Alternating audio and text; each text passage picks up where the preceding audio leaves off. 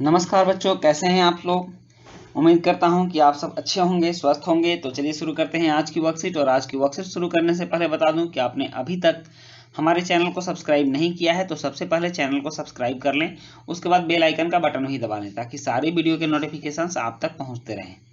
तो let's start. आज है क्लास 9 के हिंदी विषय की वर्कशीट नंबर 16। प्यारे बच्चों, आज हम दो बैलों की कथा पाठ का पहला अंश पढ़कर समझेंगे। इसके लेखक प्रेमचंद्र जी हैं और गद्यांश को पढ़कर प्रश्नों के उत्तर दीजिए। तो आज हमें प्रेमचंद की कहानी पढ़नी है और प्रेमचंद की ये कहानी है बहुत ही फेमस, दो बैलों की कथा। वैसे आपको यह समझना चाहिए कि हिंदी साहित्य के इतिहास में प्रेमचंद की लेखनी बहुत ही तेज रही है और उन्होंने बहुत ऐसी कहानियों का लेखन किया है, कहानियां लिखा है उन्होंने, जो कि पॉपुलर हैं, लोकप्रिय हैं और लोग आज भी बहुत चाव से प्रेमचंद की कहानियां पढ़ते हैं। जैसे गोदान, नमक का दरोगा, गबन, ये सब कुछ बहुत ही महत्वपूर्ण कहानी है प्रेमचंद की, जो कि किसी के भी मुख पर रहता है। उसी तरह की यह कहानी है दो बैलों की कथा। तो चलिए शुरू करते हैं दो बैलों की कथा। इसमें दो बैल की कथा है जिसको कि बहुत ही मार्मिक ढंग से उनकी कहानी को कहा गया है। झूरी काछी के, यहाँ झूरी काकी होगा, ठीक ना, झूरी काकी के, अच्छा काछी के दोनों बैलों के नाम थे। काछी उनका सा टाइटल है।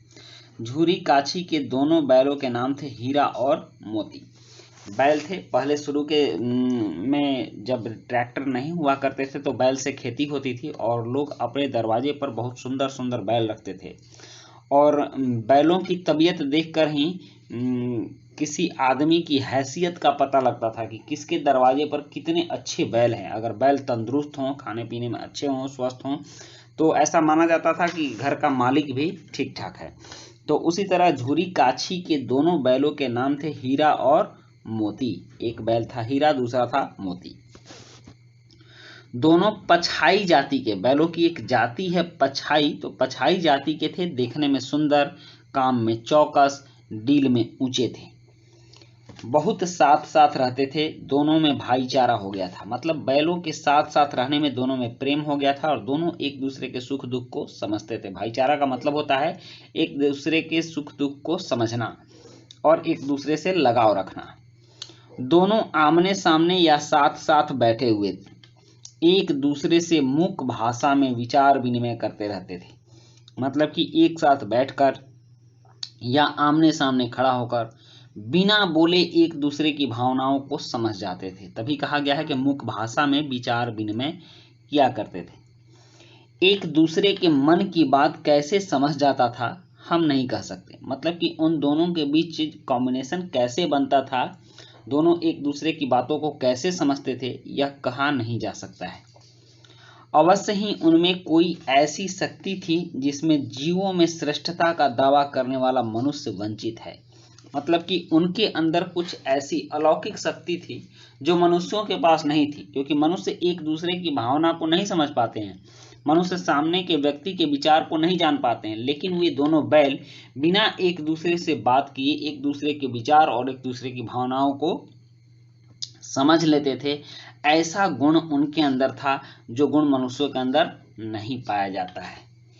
दोनों एक दूसरे को चाट कर और सूंघ कर अपना प्रेम प्रकट करते।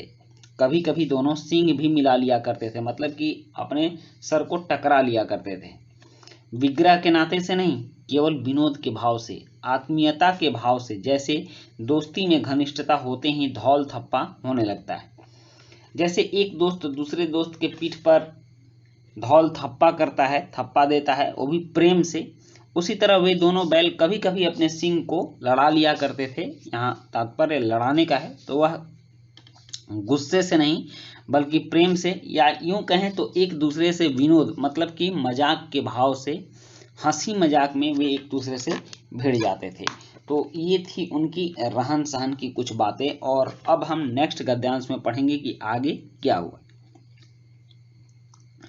तब तक यहाँ कुछ प्रश्न दिया गया है, कुछ ऑब्जेक्टिव टाइप के प्रश्न हैं, जैसे कि प्रस्तुत गद्यांश के लेखक का नाम लिखिए, दोनों बैल किस जाति से संबंधित थे, और दोनों बैल अपने प्रेम को कैसे जताते थे, उनके स्वास्थ्य की विशेषताओं का वर्णन कीजिए, स्वभाव की, और अवश्य ही उसमें कोई ऐसी शक्ति थी जिसमें जीवों में